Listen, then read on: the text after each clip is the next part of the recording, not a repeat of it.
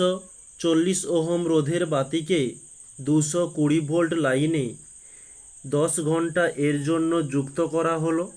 ব্যয়িত তড়িৎ শক্তির পরিমাণ বিওটি এককে নির্ণয় করো।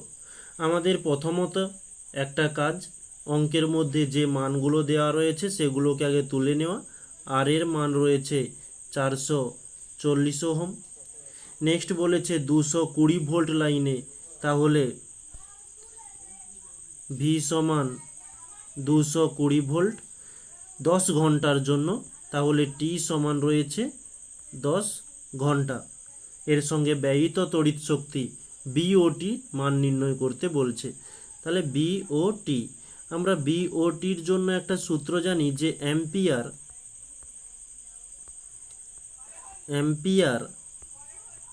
ইন্টু ভোল্ট ইন্টু ঘন্টা বাই হাজার, আমরা এই সূত্রটি জানি। তো এখানে দেখো ভোল্টের মান দেওয়া রয়েছে যে ভি এর মান, ঘন্টায়ের মান দেওয়া রয়েছে টি এর মান, কিন্তু অ্যাম্পিয়ারের মানটি দেওয়া নেই। অ্যাম্পিয়ার বলতে আই এর কথা বলছে, তড়িৎ প্রবাহ। তো এই মানটিকে নির্ণয় করার জন্য আমরা আর একটি সূত্র ব্যবহার করব। ওকে, সূত্রটি হচ্ছে যে ভি সমান আই আর। এখানে আমরা আই এর মানটি নির্ণয় করব, আই সমান ভি বাই আর। তো ভি এর মানটি দেওয়া রয়েছে 220 আর আর এর মান দেওয়া রয়েছে 440। তাহলে 220 একে 220, 220 দুগুণে 440, তাহলে 1/2 হচ্ছে। আর এর মান আমরা নির্ণয় করলে 0.5, এটা হচ্ছে অ্যাম্পিয়ারে আসবে।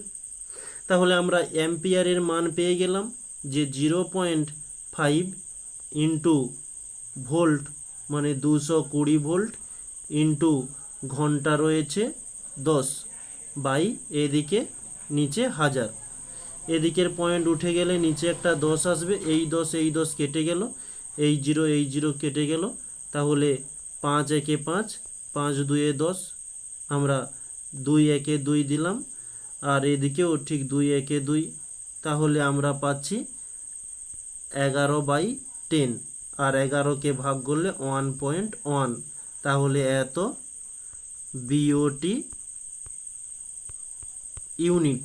ওকে, এটি হচ্ছে আমাদের তাহলে সঠিক অ্যান্সার। নেক্সট